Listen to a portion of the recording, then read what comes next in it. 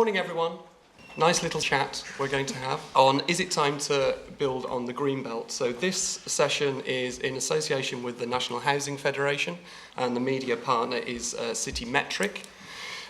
This is the first session in a strand of debates looking at economic solutions to society's problems. So I'm really pleased to be joined, in the order in which they're speaking, I'll introduce them, to David Orr, who's the Chief Executive of the National Housing Federation, on my far left, Dr. Rupa, who's the Labour MP for Ealing and Acton.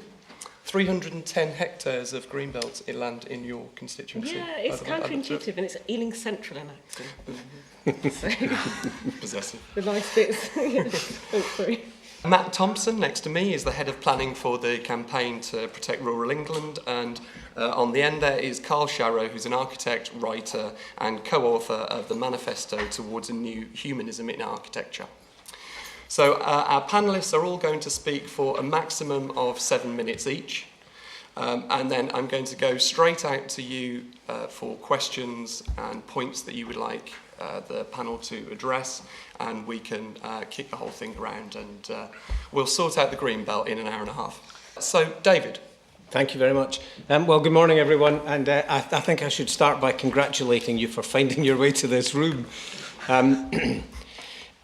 I'm going to start by asking you a question. Can you put your hand up if you and everyone in your family is well and affordably housed? Okay, can you put your hand up if that statement doesn't apply to you?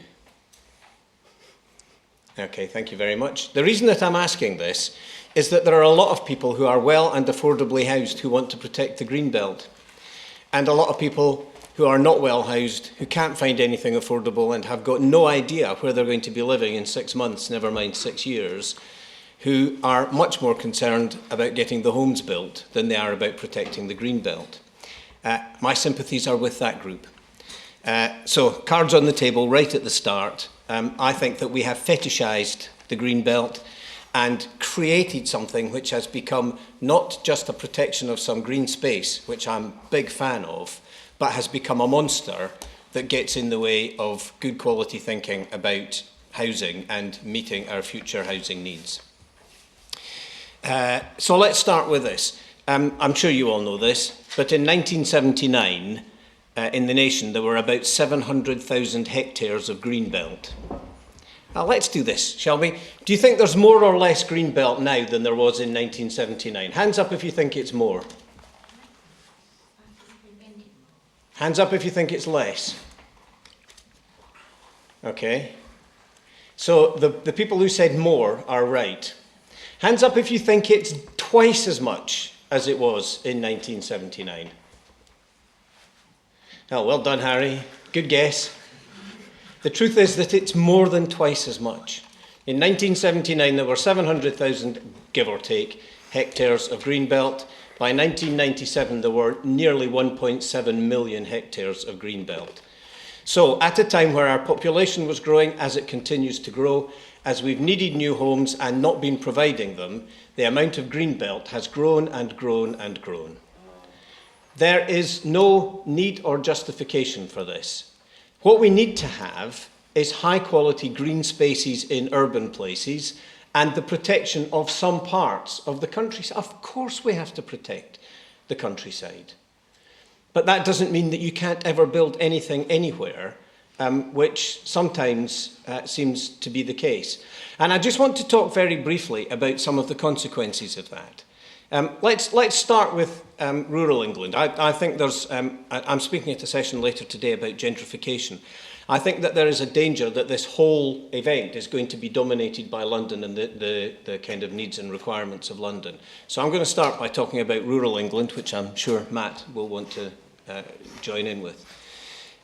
We are hollowing out rural England at a time where the population of people in kind of the peak of their working lives, people with young families, people between 25 and 45, at a time where that population is growing in urban England, it is shrinking in rural England. Why is it shrinking? Because even though some people want to stay there and work there, they can't afford to live there. Why have so many schools closed in rural England? Because the population of the villages and small towns that the schools served has got older and older, and there are fewer and fewer children. Why have the pubs closed? For the same reason. Why is the local shop closed? For the same reason. We have not understood that if we want our rural places to be dynamic, living, breathing places, then you have to ensure that there is affordable housing for people who want to work in the relatively low-paid work that is available, want to live there, and can't do so because we're not allowing enough affordable homes to be built. This is not about protecting the green belt or concreting over the countryside. It is about understanding that if in every settlement of 3,000 homes or fewer we built 4 or 5 family homes, we'd more or less fix the problem. But we don't, because planning is so difficult because of the protection of little pieces of land. There is lots of land in the green belt which has been previously developed. Technically it is brownfield land, but it's captured within the green belt. We ought to be building on that. And then let's come to London. I was talking with my wife about this yesterday. If you think about the really attractive homes that people are buying, homes in, well, let's take East Dulwich. I used to live in East Dulwich. East Dulwich has it's a whole area that was basically built by Victorian spec builders in the late 19th century. And they were homes for kind of the aspiring working classes, you might say. Mainly for rent at that point, but increasingly for owner occupation. Some of these homes are now changing hands for more than £1 million. I mean, homes that are designed for people in that 25 to 45 age category with young children.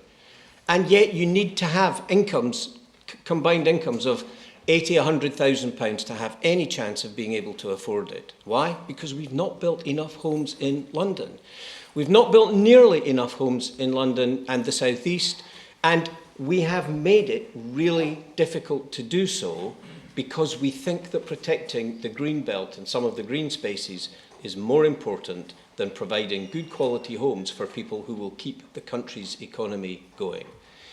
So my 7 minutes are nearly up, and I just want to finish by saying that it seems to me that we always compartmentalise these conversations and make them much more complicated than they need to be. I think we need a proper long-term strategy for housing. We need to understand that the social and economic future health of the nation depends on us building 250,000 homes a year every year for the foreseeable future, and that to do that we need the land. To do that we would need maybe an additional 1% of the nation's land, and probably not even that much. It's a tiny, tiny proportion, but we've persuaded ourselves that we've got no space. It's nonsense. Thank you, David. Thank you, Rupa. Rupa. Yeah, well, I'm going to stand up because nobody will ever see me otherwise. And the email said for a short intellectual provocation, which is me all over. But anyway, look, I'm an ex-lecturer, so I'm going to actually try and answer the question. Usually politicians talk around it, but I've been a lecturer a lot longer than I've been a politician. So should we build on the green belt? And then also a little bit about Labour Party policy, because I'm now part of this, not just a bystander, I'm a legislator and even as a rookie opposition backbencher. So, I mean, I agree with quite a lot of what David said. And I imagine that on this panel, usually they construct these panels and it's people with opposing views and then sparks fly. But I imagine there'll be quite a large degree of consensus in what we're saying today. So I think everyone can agree that successive governments from all sides haven't built enough homes. I mean, even on the government's own figures from the DCLG, we're building barely half of those needed, given the population expansions that we're witnessing.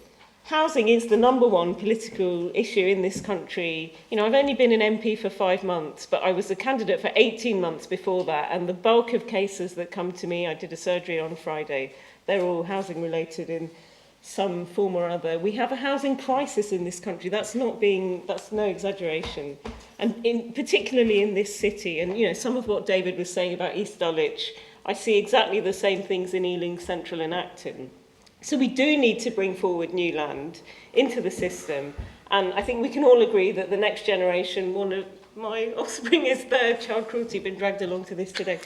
The next generation do deserve a home of their own. And, you know, even people, you know, grown-ups now, forced to live like students, who stole my cheese, should not be a way of life at the age of 35, which it is for a lot of people I know. And then there's other kind of confounding factors, the unsatisfactory planning process that can take years and years and years, painfully slow, the need for rejuvenating city centres and more so suburbs, which I think are often the missing link in this sort of debate. They're not city centre, they're not rural, they're something in between. The commuting pull of London, which as David says, has so imbalanced this whole debate. Do we go higher, densify, that sort of thing? Protection of natural beauty obviously is a very emotive thing, and people quite like the idea of the green belt and this idea of finite resources. So it is a balancing act, and a lot of people's first instinct, I told people I'm speaking at this thing, is it time to build on the green belt? A lot of people's first instinct is never, never, never, or only as a last resort. I think your natural inclination is you go for brownfield first. And it was that famous Prescottism, wasn't it? I found it on Google under funny political quotes, when he said, the green belt is a Labour creation and we will build on it. And everyone thought, that's a faux pas, that's some sinister Labour plan, they're going to rip up the countryside. You know, so your natural instinct is why mess with that? But I mean, actually, it's happening already. I mean, first of all, you need to separate out fact from fiction. So there are multiple green belts. It's not like there's this one thing girdling this city. So there are many green belts. And, you know, they're meant to stop urban sprawl and cities becoming uncontrollable. But it's actually happening already. And a lot of it is just, hang on, we used to have a research centre at my last work called Culture, Representation and Politics. So if you take that as an acronym, you know what I'm saying? So, I mean, a lot of it is hilly, rocky, boggy, close to the coast, near flooding plains. You couldn't build on it anyway. You know, the stuff that horrified everyone when John Prescott said it is happening. So in Ealing Borough, there's a bit of Northolt, which is the furthermost bit. It's not actually in my constituency. But there's this kind of scrappy stuff that was a scrap metal yard. It's technically within the green belt. That was redesignated. Now there's housing going there. Nobody misses it. Where there are other things, because again, I mean, if you're looking at figures, I mean, we could do this as a question as well. When you throw out, you know, what percentage of England do you think is built on? People here are well informed, they know all the answers already. I think it's not going to work. What percentage of the United Kingdom would you say is designated as urban? 8%. Okay, everyone knows all the answers. All right, well, 10.6% is seen as urban. And then if you minus all those things like sports fields, lakes, gardens, it goes down as far as 2%. Yeah, so I mean, there's a lot there to play with. And I mean, in Ealing, we've got 13,000 people on the housing register. So they come to me every Friday. They're on the phone to me every day. In between that, they're emailing me now as we speak. If I refresh, there'll be another load. And 700 properties change hands a year. So we do need to release something that, you know, something's going to have to be released, even for that next generation. Someone's going to have to die, or something's got to give. So, I mean, there is the National Planning Policy Framework at the moment that dictates all this. And, I mean, I think we should be talking about regeneration, talking about redesignation. So you can sort of take bits out, put bits in to the green belt, stuff that wasn't that green and pleasant. Our natural inclination is this is all lush rural idyll. But it's not always the case. So, I mean, at the last election, we promised to build 200,000 new homes a year. And again, whenever I'd say this on a doorstep, people would say, where? We're crowded. You know, UKIP and the Daily Mail have made their entire raison d'etre for saying, we're a tiny island and we're crowded. Where could you put this? But, I mean, in reality, there's a lot there to play with. There's only, as we've said, 2% that is built on, 2.7%, 2.27, I've got the exact number here. And Greenbelt, we're at the highest proportion of it since 1924 when records began. It's currently 12.7%. I mean, yes, we can go for brownfield, but we should never say never, is what I'm saying. In the Lions review, so actually our last manifesto in 2014 didn't mention Greenbelt at all, but we did commission this thing, the Lions review, to look into these issues. And again, they said that our policy is that we stick to the National Policy Planning Framework, NPPF, but then in areas where there is a case for redesignation, it's done subject to local consultation. So people come first. People should have the final decision on that, not the man from Whitehall, but the person on the street. I mean, again, this whole... Oh, really? Okay. Yeah, and I mean, from what I gather from the new leadership, Jeremy Corbyn is not keen on incursions into the Greenbelt around London, because we don't want to see a nightmare situation where London engulfs, that London grows and grows. But sort of... sorry, we don't... yeah, okay, so hang on, let's skip all this. Yeah, I mean, I just remember, and also this might not be as... So partly what I'm saying is probably blue sky thinking, what David is saying, but it might not be as unpopular as people thought when John Prescott let slip all this. Because, I mean, my electorate... I mean, I just remember I grew up in the constituency I represent, so that's an enormous privilege and quite rare nowadays. And when I was going to school, those people that had Volvo estates, I think they would have people carriers now, they would often have those bumper stickers with National Trust, and those people would say never, never, never. But those people's doors I've knocked on in this whole 18 months plus 5 months that I've been a candidate stroke MP. And they, even if they got on the ladder, even if I got on the ladder, and I'm born in 1972, I'm probably the last generation, people slightly slower or younger than me, the housing ladder has got out of reach. And it's not just buying as well. We need affordable homes to rent, all those things.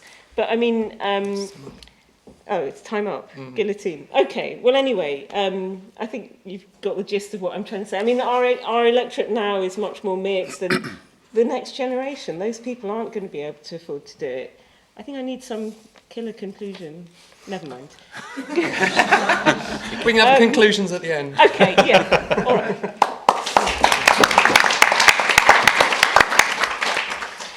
Matt.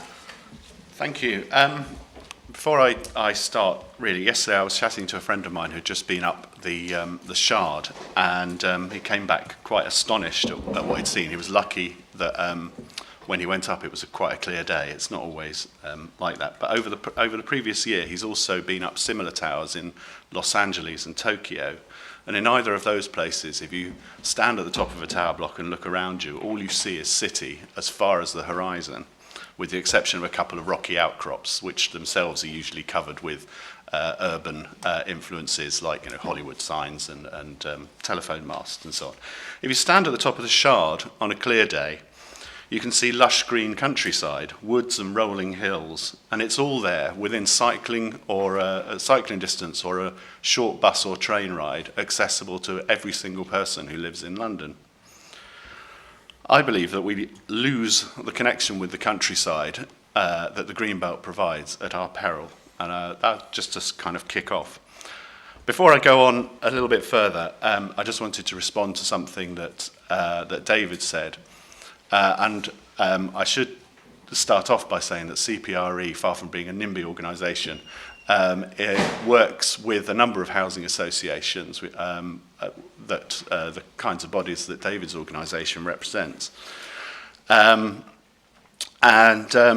We did an opinion poll with Ipsos Mori as part of our celebrations of the 60th anniversary of the Greenbelt in August.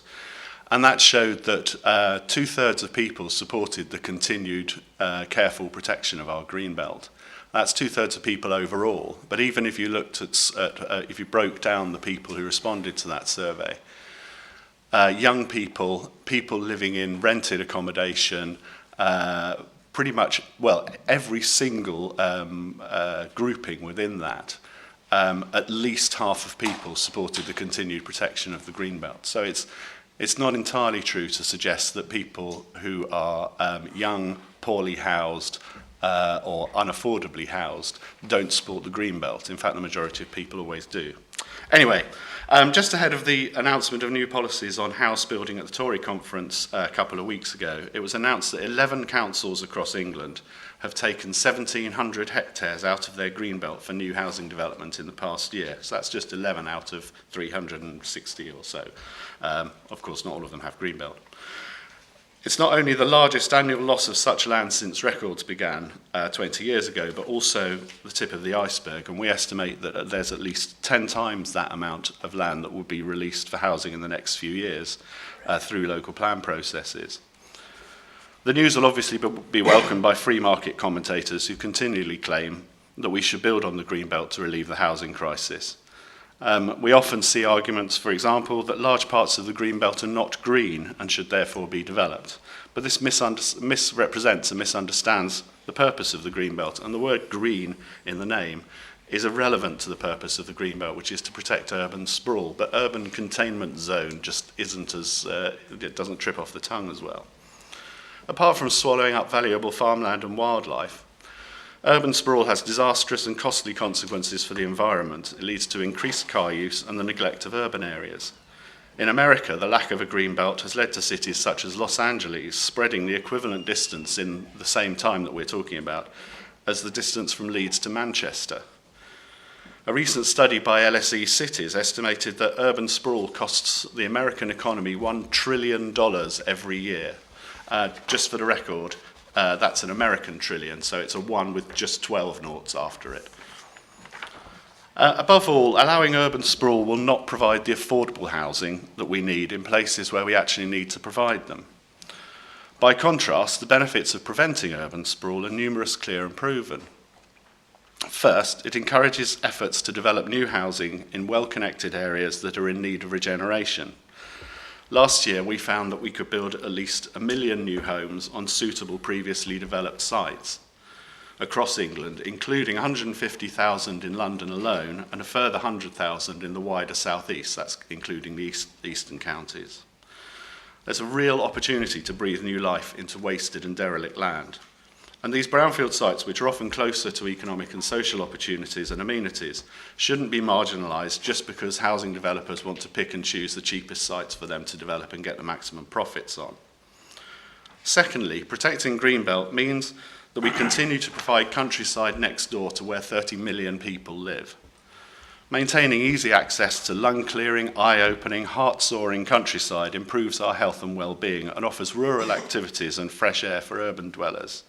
And to emphasise this and mark the 60th anniversary of Greenbelt this year, we've launched a campaign called Our Greenbelt. And so if there's bits of Greenbelt you particularly like, then do tweet them using the hashtag Our Greenbelt and we'll record them on our website for you. Thirdly, this land plays a vital role in food supply as around 2/3 of Greenbelt land is actually farmed.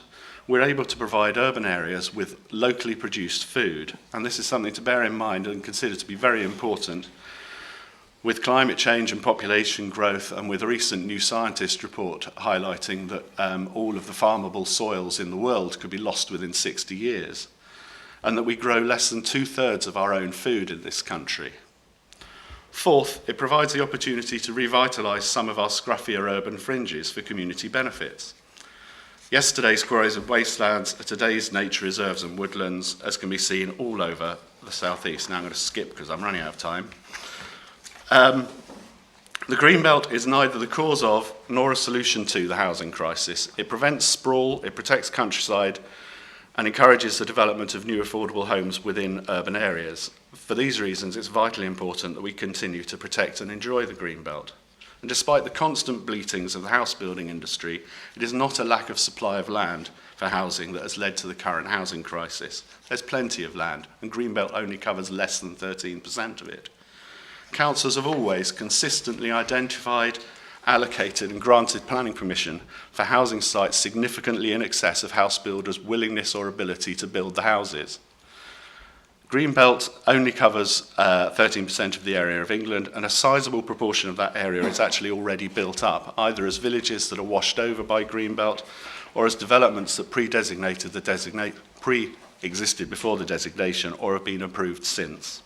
And one of the oft-repeated arguments against Greenbelt is that protecting a ring of land around a city necessarily means that new developments will have to leapfrog the Greenbelt, thus lengthening commuting distances. But this ignores the fact that development in the Greenbelt means that people already have to leapfrog over the soulless, bland, car-dependent, unsustainable suburbs that surround most of our cities. So I would argue, rather asking the question, is now the right time to build on our green belts? The question we should be asking is now the right time to rebuild our suburbs? Thank you very much.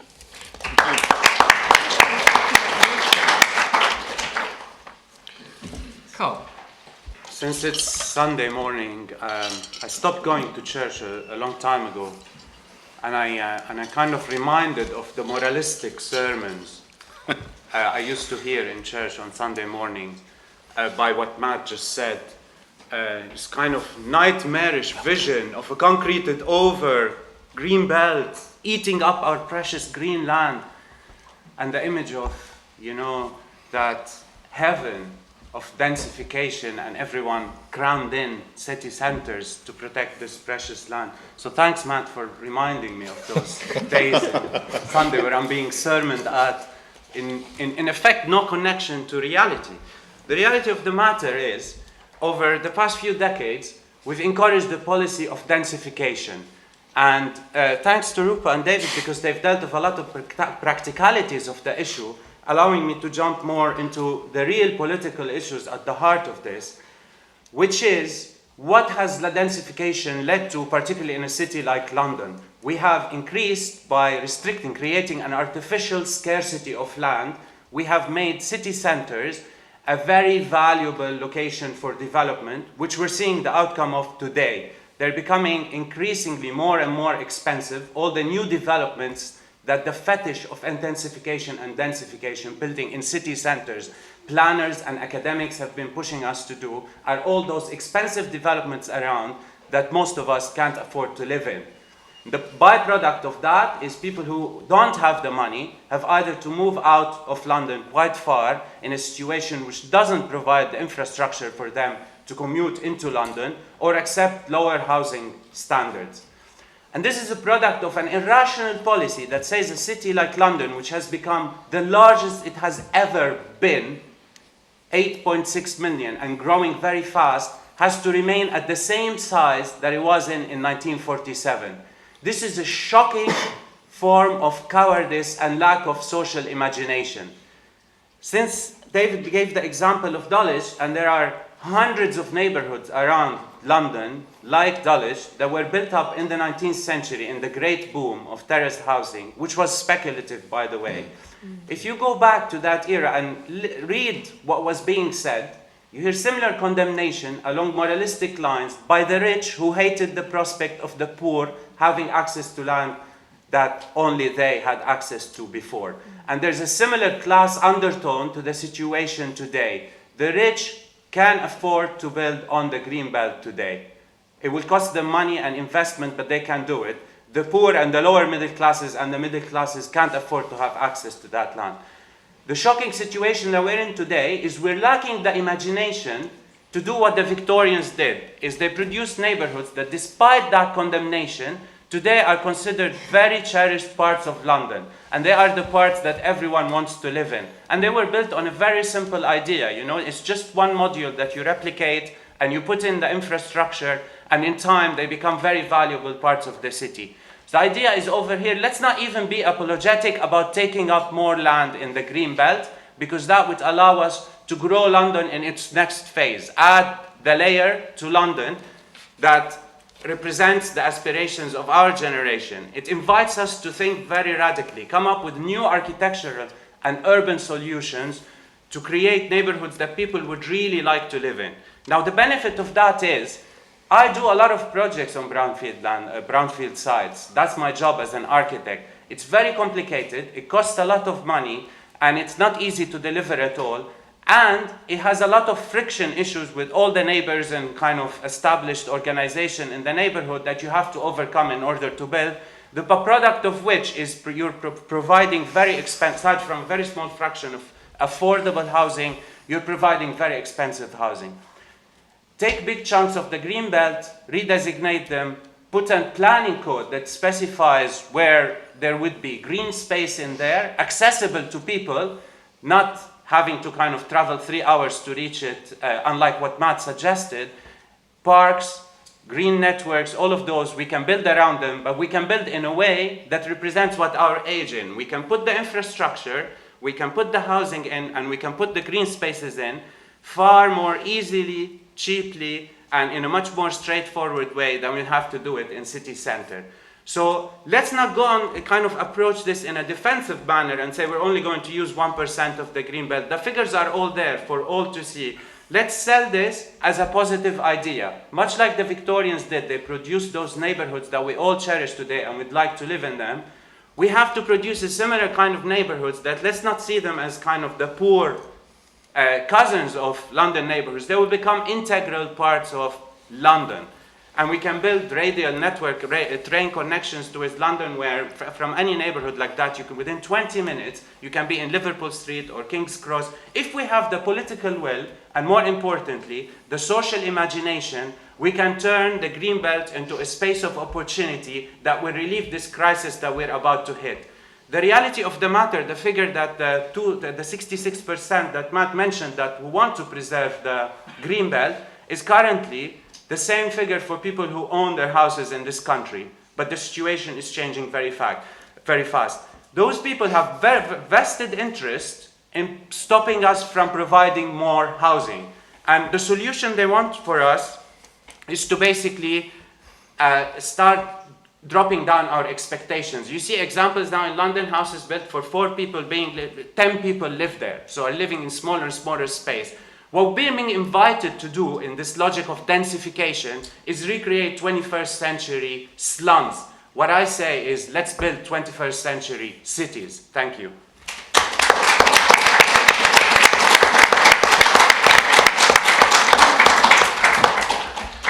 I could see Matt scribbling away like mad throughout Karl's contribution there.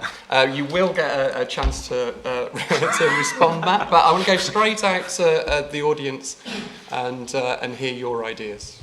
In World War II, my country was 2 weeks from starvation with a population of only 40 million. We are overcrowded. But there's an awful lot of things which have gone wrong. Is the way it's been covered. We need green spaces. We need it to catch the rainfall so that we get water, and we need it for agriculture. But it's not just in the green belt and designated country areas, because sometimes the regulations get in the way.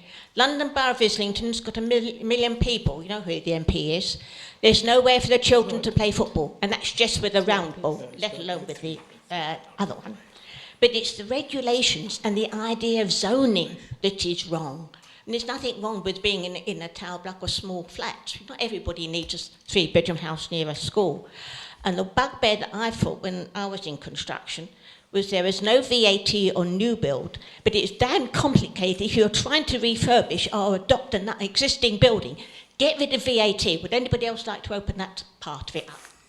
Thank you.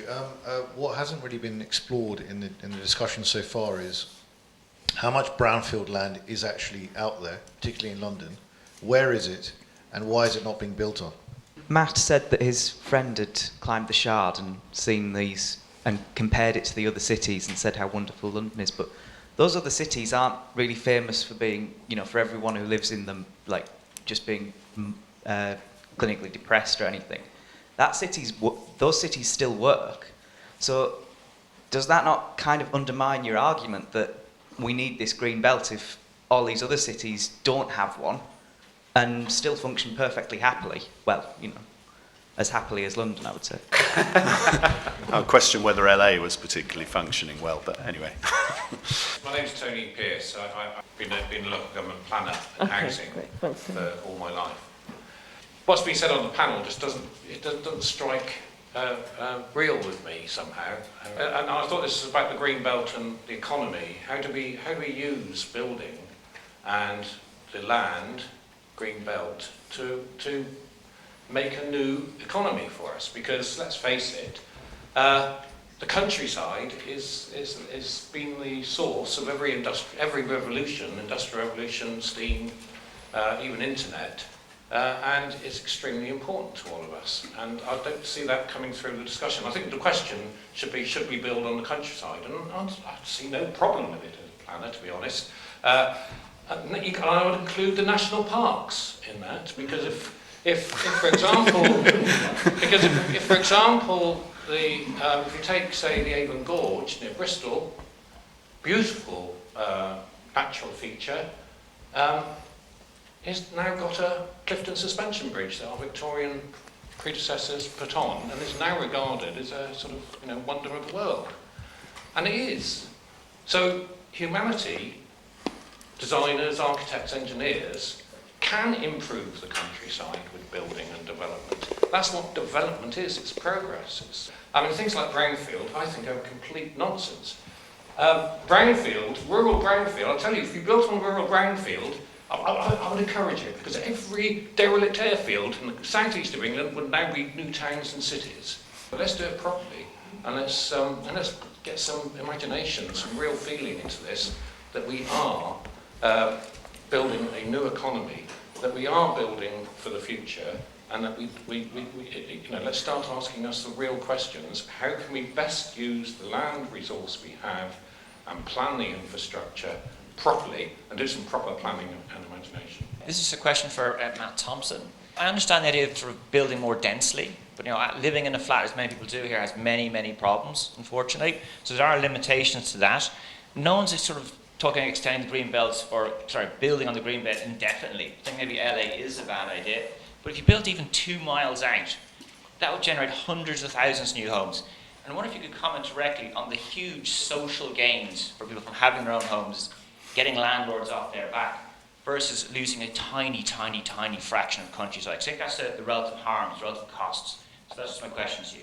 Okay, so I'll let you go first, Matt. There are a few directed at you. Just I live just up the road here, and there's lots of building going on. It's always nice to see cranes, and it feels like a dynamic area because of the amount of building that's going on and everything. But every time I see building around by me on brownfield sites, I think, well, that would have been a really nice new public square, or it would have been a nice piece of green for people to sit and enjoy it. And it seems like that's not possible with the brownfield, with the planning process and then the urge to build on brownfield sites. Are we ever going to have a new park in London? London is one of the greenest cities in the world, if not the greenest city in the world, is my first answer to that. There's actually far more green space in London than virtually any other city of a similar size. But I think there's a theme to quite a lot of what has been said, which actually comes back to something that we were talking about earlier, about whether we are lacking the imagination to build on the green belt. I don't think building on the green belt takes one jot of imagination at all, and the simple fact is that when you go out to the green belt and look at what is actually built on the green belt, it has no imagination at all. It's derivative, low density, detached and semi-detached housing, unaffordable to anybody who is actually in housing need in the areas where it is built. If we really want imagination in our developments, we could look at these complicated and expensive brownfield sites. That's where imagination is needed from developers and architects. And the reason why brownfield sites aren't being developed is largely because they are too expensive to be built upon. And the reason why they're too expensive to be built upon is because the people who own that land are asking for too much money to sell them on to developers. It's as simple as that.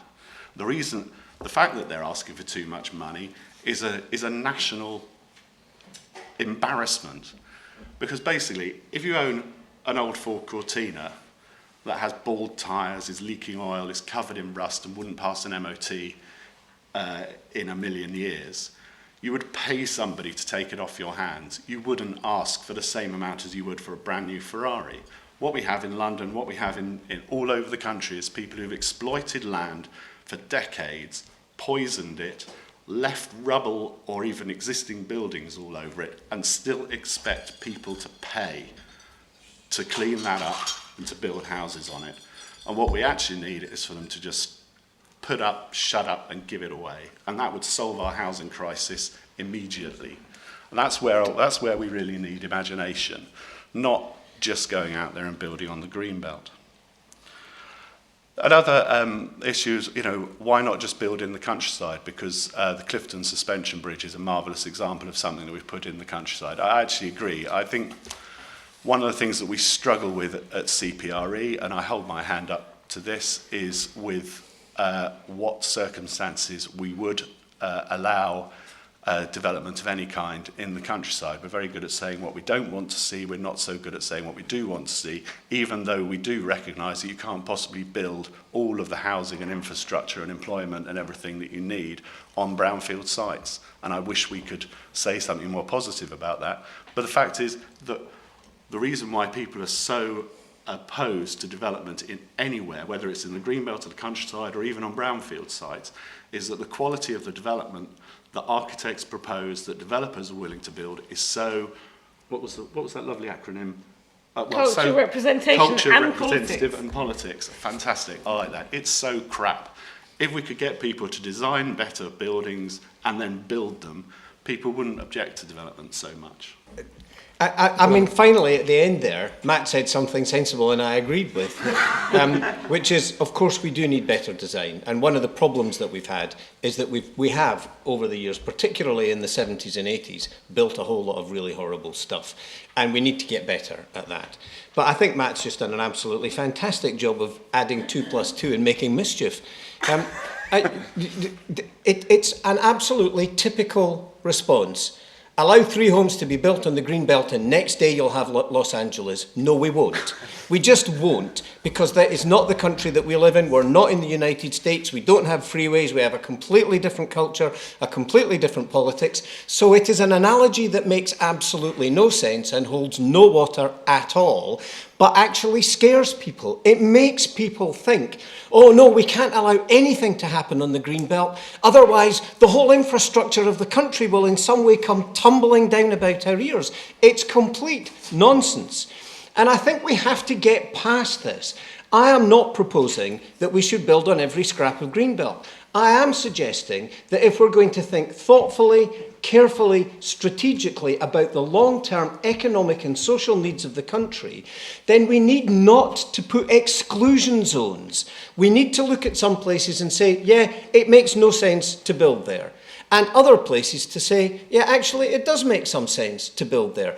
And some of those places will be in the cities, and some of them will be in the countryside, and we're starting from a very strong base, because as Matt himself said, London is one of the greenest cities in the world. Glasgow, you know, the people who live in Glasgow call it the Dear Green Place. You may not know this, but Glasgow has more parkland as a proportion of the city than any other city in the country, because we are good at this. We actually plan for green space. So please, let's not get into this concreting over the countryside, turning it into Los Angeles, and start thinking about where and when can we build in such a way that we will meet the social and economic needs of the nation, do exactly the kinds of things that you were talking about, having proper, long-term, thoughtful, strategic planning, a 20-year, a 30-year plan for a place. Our politicians thinking about legacy, not just the next 3 years and the next election. Really, if we do not begin to address the fundamental failure to build the homes that we need, we will not be able to house Rupa's kids or anyone else's. And this is not hyperbole. I try to avoid hyperbole, but we are not an overcrowded country. We've got loads of land. We just make too much of it unavailable for people to build on. So let me bring Karl in, because one of the points you made was about the quality of the development, and luckily we have an architect to defend himself. Yeah, but first I want to deal with the most important element of the Greenbelt discussion, the cortina. That cortina, the old, leaky, falling apart cortina, which is attractive to nobody today, if the government were today, say like the governments of Cuba and Syria did long time ago, outlawed the import of any cars or the selling of new cars, that cortina will become very attractive. And this is the condition that we have created intentionally by the policies that Matt advocates. We have made that land, which is polluted and in the wrong place and very dense already, we have made it very attractive because we have restricted the supply of land. What we're arguing for here, it's let's open more land and let's not build it. I mean, you see the assumption over here. It's if we build it on it, it will be kind of dreary suburbs and all of that. Why? I don't understand that. I don't understand Why that don't we either. have the imagination to do it in an attractive way? And housing is not very, the problem that we have now is not that we have little imagination. We have too much imagination when it comes to housing. Everybody wants to be too clever. So we start seeing these buildings, with different materials, and bits of it are high and bits of it are low. Look at the cities that people love, Terrace housing in London is one simple idea done very well, repeated over and over. Look at the Paris apartment building. Look at Barcelona. We just need to solve that key module, and then we can end up with lovely neighborhoods with their own parks where people want them, not having to drive all the way or cycle 4 hours to get to the greenbelt, to sit in the middle of the field doing I don't know what, and then coming back. We have the green spaces where we need them. So the idea is here, let's stop thinking of London as a city of 8.6 million. Let's take it to a city of 20 million. And don't think of these places as kind of dreary suburbs. Think of them as fantastically designed parts of London. I mean, on the Cortina point, what I started saying about the bumper sticker, you used to see these in the 70s and 80s. People always knock suburbs for being car-dependent places. Ealing Council's policy is with any new development, they're car-free, or they're very low number of cars, I think 0.25 per. And so, there are imaginative ways to get around this. There's do people know that novel Coming Up for Air by George Orwell from 1939? I think it came out in the war, it came out in fits and starts, he was writing it. And anyway, in that one, he wants to go home, he lives in a dreary suburb, it mentions Ealing quite a lot of times in this book. And then he wants to go back to the childhood home where he grew up, which is in Surrey, some villagey place. And so he sneaks off, and then it's turned into a horrible suburb or something. But that's the kind of 30s places that are now nostalgically people like them. So, I mean, historically, these things do change. I mean, we've had this in my own constituency, Gunnersbury Park, which is, it takes up quite a chunk of the A to Z when you look on that page. There was a proposal to build on there, which was rejected. I think it's being redone. But, I mean, this whole idea of a greenbelt does perpetuate these chocolate box type of cities like Oxford and Cambridge and makes them very exclusive. There's something in that, isn't there, that sort of as a party that believes in for the many, not the few. I mean, I know it's not party policy to do this, and so we have massive caveats that it's got to be subject to local plans, it's got to be approved by local people in referenda. But I mean, we shouldn't say that the greenbelt is sacrosanct. You shouldn't say never. If there's bits of it that aren't really green lung, green and pleasant, like how we imagine them. I think the reason why those polling figures show 66% of people don't want to is because it's emotive and they don't know what greenbelt actually means. But a lot of it is cultural representation and politics. Did you want to make a last point about something? It was sort of responding a little to all of those points, but the first thing I should say is that we recognise that the Green Belt, although one of the key things that it says in the National Planning Policy Framework is that the fundamental thing, the most important thing about the Green Belt is its permanence. We recognise, and everybody recognises, that there are cases where development in the Green Belt would be appropriate. And in fact, CPRE local branches, because we operate locally, have supported releases of Greenbelt in Cambridgeshire and in Cheshire and in other places because it was seen to be the best thing to do in those particular cases, often because the alternative would be to develop on countryside that has particular biodiversity potential or whatever. But the other thing is that there are, we support the existing policy. Basically, we're not calling for a stronger Greenbelt policy. We're not calling for absolutely no development in the Greenbelt ever, anywhere. And one of the things that we support particularly is what's known as a rural exceptions policy, which is that where there's a need, an identified need to house particular people in a particular area in a small town or a village, for example, even if it's in the greenbelt, that you should be able to release that land for that particular purpose, for affordable housing to meet a particular identified local need. And that is kind of the bread and butter of housing associations. That's how housing associations get cheap land that they can afford to build on and socially rent affordable housing to people. And that's being undermined at the moment by current government policy that you don't have affordable homes, you have starter homes, and that you're allowed to fund affordable homes with more market homes and so on. And all that does is raise the value of the land. That means that housing associations and community land trusts and other community organisations and cooperatives can't afford to buy the land to build affordable housing on. But that whole policy is something that CPRE supports, because we do actually believe in building exactly the kinds of houses that David was talking about, that meets the needs of towns and villages in rural areas, not just in the Greenbelt, in the countryside as a whole, including in national parks and AONBs, because it's absolutely crucial that we have the housing that young people can afford, not just young people, but generally young people can afford to live in, so that you can retain skills and so on in rural areas.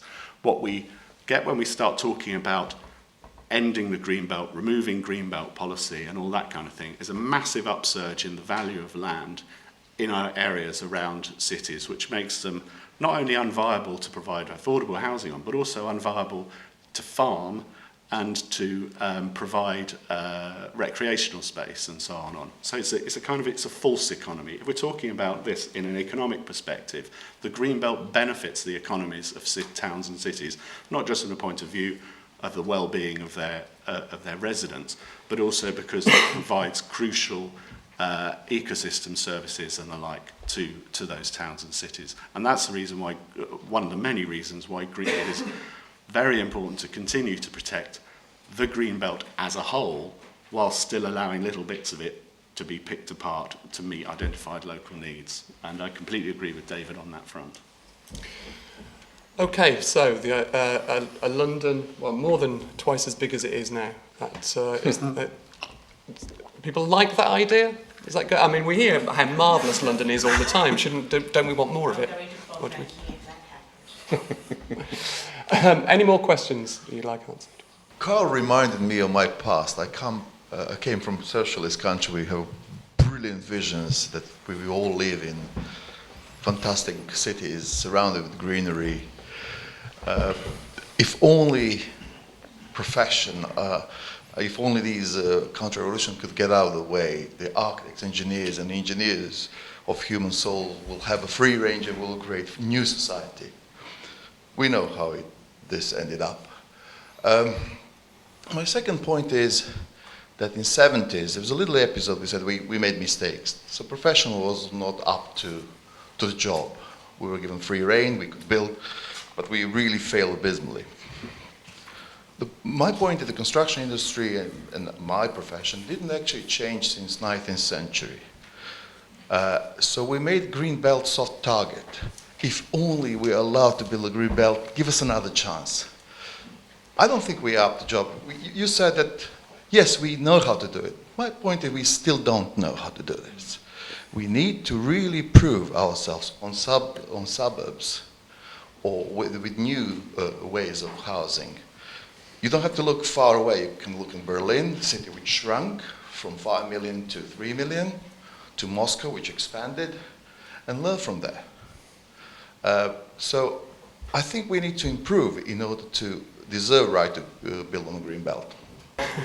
Can I just ask David a question? I know the origins of the green belt are to stop the spread of cities, but another idea of them is that they're the lungs of a city, that they're green open space, they're for people to go and enjoy, and that's kind of if you like a place for the imagination. Do you see any benefit in that argument for a green belt? Well, I don't think that's an argument for a green belt. I think that's an argument for green lungs and green heart. And I think we are sometimes in danger of worrying about the outside of the city more than the inside of it. And I think, I mean, we've all made the point that actually we're pretty good in the UK at ensuring there's a lot of green space inside our cities. You know, we use Hampstead Heath, we use Hyde Park, we use Regent's Park, full of football pitches. And I'm a huge supporter of our continuing ability to do that. One of the challenges about only building on brownfield is that there is a danger that you end up bringing more people into areas where proportionately then you have less green space. And I think that there is quite a strong argument that says, well, apart from anything else, we have to look at the whole thing, not just one particular place, one particular neighbourhood. But if we over-prioritise the green belt, there is a real danger that that happens at the expense of the green heart, the green lungs, that make such a difference to the functioning of our cities.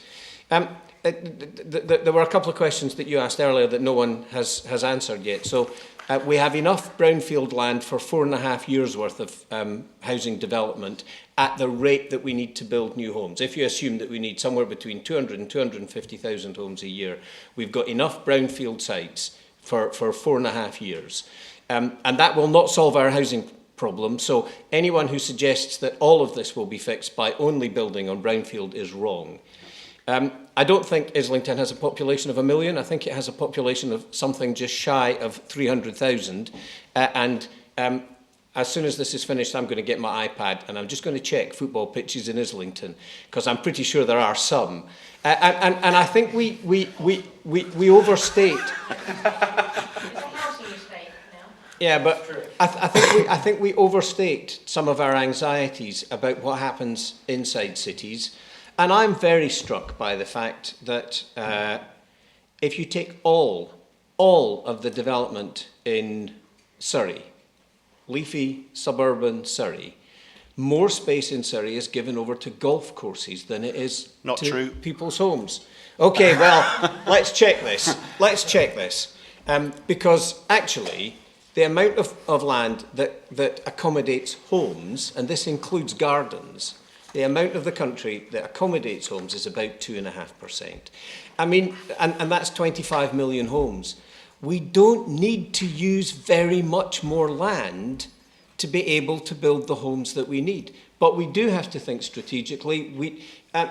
You know, the comments about have we learned how to do good design? It is a fair challenge. And some of the fault rests with architects and designers, and some of the fault rests with planners who in many parts of the country are hugely conservative and say we'll only allow what's already there. Yeah. And I think we just have to grow up a bit about all of this. Oh, and I completely agree that having zero VAT on new build and full VAT on regeneration is absurd, and it creates a perverse incentive to knock things down and build new, which we really ought to get away from. If it was up to me, I'd say 5% on both. Yeah, on the brownfield point, so things that were previously developed, one of our policies at the last general election, Ed Miliband said, use it or lose it. That was sort of lost in all the hubbub of the Ed Stone and everything else. But I think that was a very good policy. I think he was talking about people like Tesco who will buy a site and land bank it, and I think their expansion is not going ahead as much as loads of branches they wanted to open are not going to happen. So people that just sit on land. And that applies also to overseas investors, because, I mean, in my constituency, there's new developments going up, and they're bought, even in a Zone 3 suburban place, so not city centre, not any of that, not even in a city, by people at property fairs in Singapore or wherever, these overseas investors, and the lights are always off. So, I mean, I would like to see some sort of provision in the next housing bill that gives at least local first-time buyers a chance. There is a campaign called, because this is buy to leave, it's not even buy to let, it's a very expensive sort of piggy bank, isn't it, for these people? It's become an investment return, not a roof over your head. There's a campaign, emptyhomes.com, and it's George Clark, who's actually a constituent of mine, who sort of goes on about this, that there are 610,000 empty homes in England. I mean, I think again, I mean, as Karl pointed out, it can be complicated to refurbish all those and stuff. But I mean, there is an argument for using what we've got as well, for redoing those. But I mean, also, these issues are just so emotive and often devoid of fact in the discussion of them. So, I mean, I had a candidate against me in the general election, very marginal seat, and my majority in 3 figures. Somebody who stood as a no to overdevelopment candidate against one planning application, this Premier Inn on the A40. And I had to do hustings meetings like this alongside him. And I was trying to say, this is a general election, it's bigger than one planning application. And then in the end, he sort of withdrew in favour of me. But that was a week before the election, so his name was printed on the ballot papers, and he got in the 3 figures as well. I mean, I got my majority's bigger than his, but those votes would have been useful for me. And I mean, his argument was, we want to be living in Acton, we don't want to be living in Manhattan, against this Premier Inn on the A40 development. But some of the other things that he was railing against, there's North Acton, I don't know if anyone knows that station. It used to be very industrial estated. The BBC Wigan prop department was in North Acton. It used to be quite a scary station to get out at night, but we've got all these halls of residence going up there now. I think it's much nicer. I went to the opening of one in Imperial College Halls this week, and I think they've made a sort of, there's a public square coming as well and stuff. It's much more pleasant than when it was sort of just rubbish there. And I think the next one, there's a planning application gone in for a 42-storey one. I get loads of... I have a strange constituency, because at one end, it sort of straddles in a city. It's touching Shepherd's Bush, and then it goes suburban. It doesn't quite have any golf courses, but the next one along, Ealing North, does. So you get the NIMBY people, as well as the rogue landlord people. I mean, on Friday, there was a bill in the House of Commons, my colleague Karen Buck put through, a Homes Fit for Habitation private members bill, and it just wanted minimum standards for private landlords, and that tenants would have some recourse over collapsed ceilings, mould, vermin, damp, all these things that people bring to me in their surgery. They show on the mobile phone, you know, this is the conditions. The tenant has no recourse. The landlord can get away with what they want. It was talked out by Conservative MPs. That's the logical consequence of saying, don't do this. You know, we need homes, basically. I want to deal with this point about the brownfield sites. Aside from the fact that there's only a supply of 4.5 years, I want you to think about something that's been happening in London to understand what is a brownfield site now. Existing council estates are being designated brownfield sites at the moment under the ideological guise of protecting rural England. And you see that happening all over London. And the most kind of controversial case was the case of Elephant and Castle, where the big development was in, where the resupply of affordable homes came at under 10% of what was existing before that. So if you champion that brownfield site development as it exists at the moment, people are being kicked out by compulsory purchase orders from their homes in existing council estates. They're being razed down, they're being rebuilt for much more affluent people, with a smaller provision of affordable housing, and the people who are dislocated are being crammed into tiny accommodation or kicked out outside of London. This is the reality, this is the class reality of the existing brownfield site development. Now, let me deal with the issue of this kind of socialist visions and all of that. Densification, this ideology, is perverse. I'm not saying I'm recreating a new human or any of these things. The current philosophy is saying, let's build within city centers because we'll make people more friendly. They will make people kind of deal with their neighbors. They will make them lose weight. They will make them cycle and walk. They will make them this ideal new person of the city. I'm not suggesting any of that. I'm saying, let's just build and let's get out of the way of the people. Let's not kind of say those new neighborhoods that we'll be building in the suburbs, there will be morally deprived places in which people get to whatever what. I don't care. Let's just provide the housing and the neighborhoods. I don't have any kind of utopian aspirations. It is the current ideology of densification that throws these things in our face all the time. You have to design buildings in a way where people can meet their neighbors. It's about social engineering. That is the ethos that we're all working to now. What I'm suggesting is that's not our job. let people live their lives. We have to provide the houses and the neighborhoods, which currently we're failing in doing. 4.5 years supply of brownfield sites. Brownfield sites come forward at a regular rate, actually faster than people think. So it's going to be more than 4.5 years, but still there will be a need for greenfield development. The brownfield sites that we've estimated in London and across England, none of them are housing estates. All of them are vacant or derelict sites of various uses, usually industrial. But you're not the legislative body. No, I'm just saying that's what we've identified. Okay, but that's not the reality of what No, we absolutely. provide. And the reality is, yes, absolutely right. Whenever we build new development, we don't build enough affordable housing on it. We don't build nice enough developments. The idea that densification is a bad thing in itself is shocking, and there's a very good organisation called Create Streets who have a very good Twitter feed, it's well worth following, that shows how you can develop at much higher densities than we've got at the moment, much better places, the kinds of places like Barcelona and Paris, the kinds of places that people always look at and say, oh my God, isn't that horrible? Never. Those kinds of places are high density, much higher density than London is, much better places to live. You don't need to socially engineer those places, you just build them and they're fantastic places to live in. If we could build, as I said before, if we could build in the Greenbelt in a way that was as attractive as the kind of places that Create Streets promote, then I think people would be less against it. But the fact is that we just get crap in Greenbelts. That's what people build today. You're going to get exactly the same kind of crap that is built when you rejuvenate an inner city housing estate in the Greenbelt, just at a lower density and in a less sustainable location. It's a no-win situation. Okay, so time is running away with us, so this is your last chance for any questions. So, Tony, wasn't it? Quick question on the issue of development in the Greenbelt. We're focusing on housing in the Greenbelt, but I think we're missing a trick here because the countryside generally is industrialising across particularly the southeast. Solar panel farms, 3-storey glass houses, and where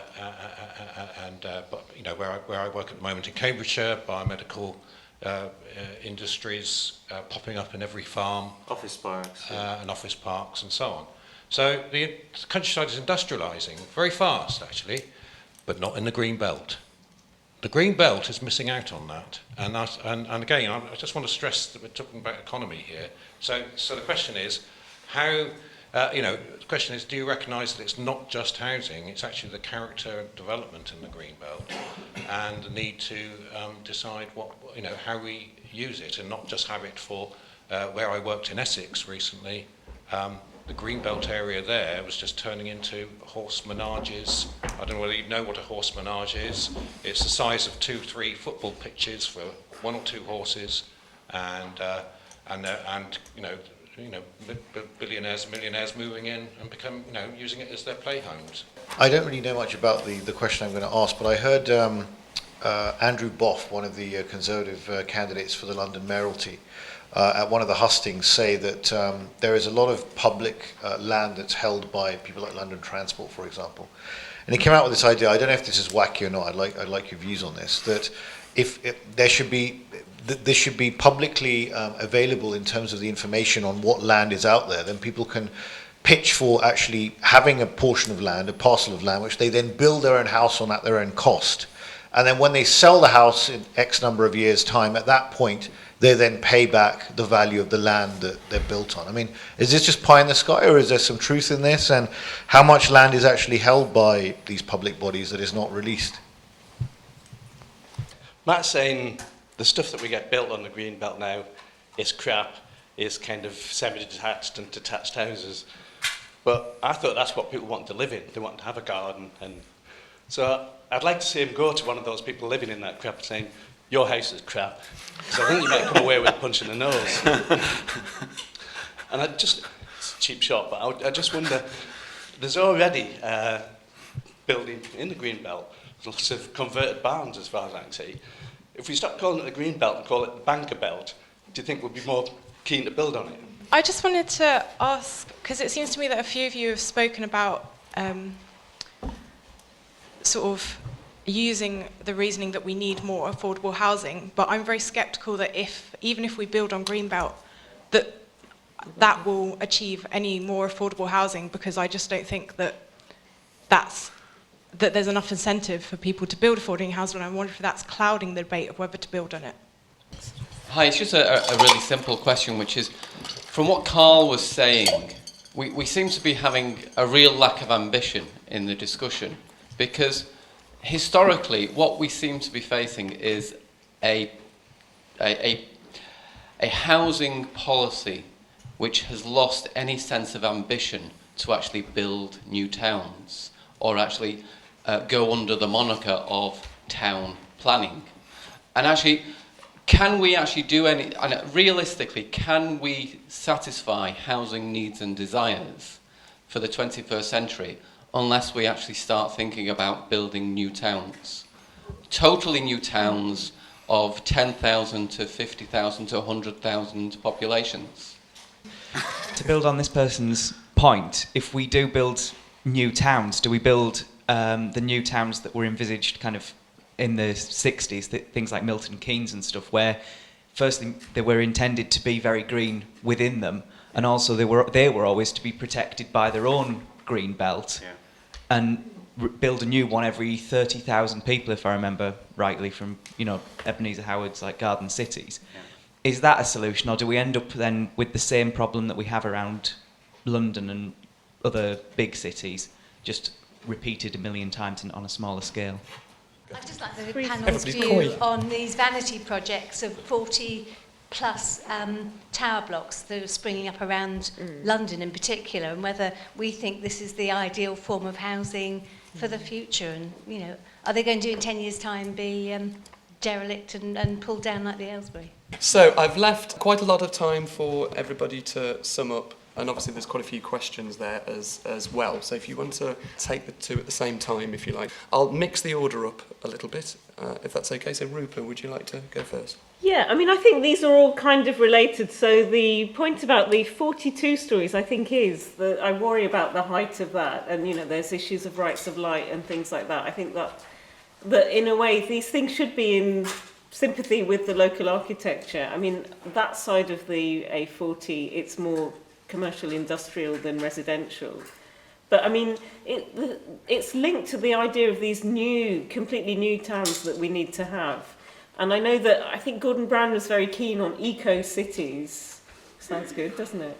And this current government said that they would have a neo-garden city movement. I mean, you don't hear so much of that anymore. Many of their things they shelved as an aspiration, not an actual policy idea. But the kind of things that are going up in my constituency are largely 1 and 2 bedroom flats, and that will change the sort of character of Ealing, because it's one of those places that people move there. My parents did, for the parks, for the schools. It's a family type of area, and families want houses with a front and back garden, those sort of the classic 30s ribbon development, or even the corporation suburbia of estates like you have around East Acton, Dagenham. You have them all over London. So, I mean, for that to happen, you will need to go into the green belt. I mean, there will need to be some change in policy to do those. And I think, we also have a policy of new garden cities at the moment. So these things are linked. I mean, the not just housing point was a good one as well. So the idea of reusing places that have been developed already, you could go into disused commercial spaces. And I think there is some legislation this government is sneaking through, but they're planning to do it in a really watered down way. The Section 106, the planning game, that when you put up a new development, I think too many of these things are developer led. So there need to be more local input. It seems to be the pile them high, sell them, not even sell them cheap. I mean, maybe they're flimsy to put up, but they're expensive to buy. 1.2 million for a 2-bedroom flat in Dickens Yard in Ealing Broadway. How is anyone... I think we also need to change the definition of affordability. Someone mentioned it. The Mayor of London, Boris's current definition of affordable is 80% of market rate. How is that going to be possible on an average or low income? It's just not realistic. So, I mean, I should have had a killer conclusion the first time. So I thought of three points for that. So we're talking about densification, talking about redesignation, and talking about regeneration, to paraphrase the who were also constituents. They were from Acton County Grammar School. So, yeah, those three things I think we need to think of. Thank you. Karl. Yes, I'm going to start with the 40-plus towers. I have a huge problem with those. They need to be 80-story plus.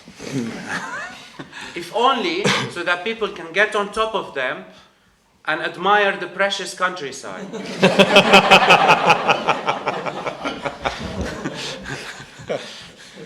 And the reality is, let's not fetishize one over the other. We need more of everything.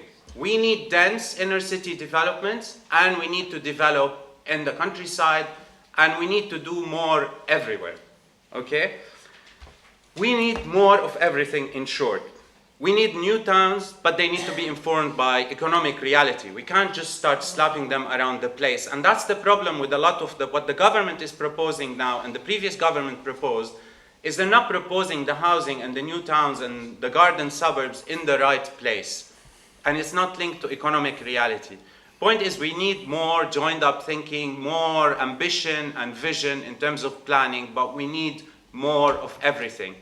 But the reality of those very dense developments with 40-story tower blocks, which I must confess, and I'm very proud of this, I designed them, is that they are brought about by exactly the kind of policies that exist today that Matt was championing.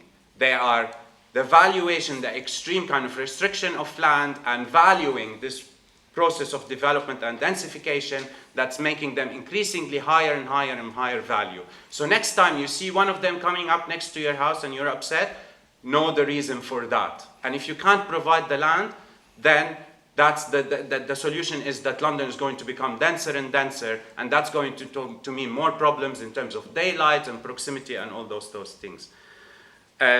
So the solution for me obviously is about building more, but whenever you suggest that, this is my closing point, is people say it's going to end up, and I'm going to say it because I'm not English and I'm not so polite, it's crap. That is not an expression of reality. That's an expression of cultural pessimism. And this is what informs all this attitude against doing anything new. So I'm not really so much upset with Matt or the campaign of protection of rural England. I'm upset with the people who represent the campaign for the protection of the status quo, because they can't envision any other alternative. And the only reason why we think the expanding city is a bad thing and constraining development is a good thing is because we lack this imagination, and we're driven primarily by this kind of social pessimism. So if we don't solve that issue, if we don't get some kind of self-confidence to say what we're going to build is going to look beautiful and attractive and work, we're not going to solve the issue at all. Thank you. Find myself in an unexpected position of agreeing with pretty much everything that Karl just said. which is nice. And I'd like to start off by saying, yes, we need to do more, we need to build more, we need to do it better. And that's, I think, sort of a quick summary of what Karl says. Development is often rubbish, and it puts us off accepting more development, and it puts us off insisting on better development. And the current government's drive towards building things at any cost is kind of part of the drive to drive down the quality of development, which will end up with people being more anti-development. There was a gentleman towards the middle somewhere earlier who said something about it's not just about housing in the Greenbelt, we need to think about other uses, and he listed a lot of other built uses. One of the things that we're very, very bad at in this country is thinking about what we need our land for, not just for buildings, not just for infrastructure, but also for the ecosystem services that land provides itself, for food and farming and all these other kinds of things. And so I would say one of the things that we really need to do before we think about challenging the green belt or getting rid of the green belt is to have a serious look at what land we actually need and what purposes we need that land for and whether we've got enough to provide it. I'm not saying necessarily that England is overcrowded, but you can't make an intelligent decision about where you're going to build houses if you don't know whether you're going to need that land for flood mitigation or farming or whatever. And that is more of a national crisis than the housing crisis, in my opinion, and it certainly will be in 10 or 15 years.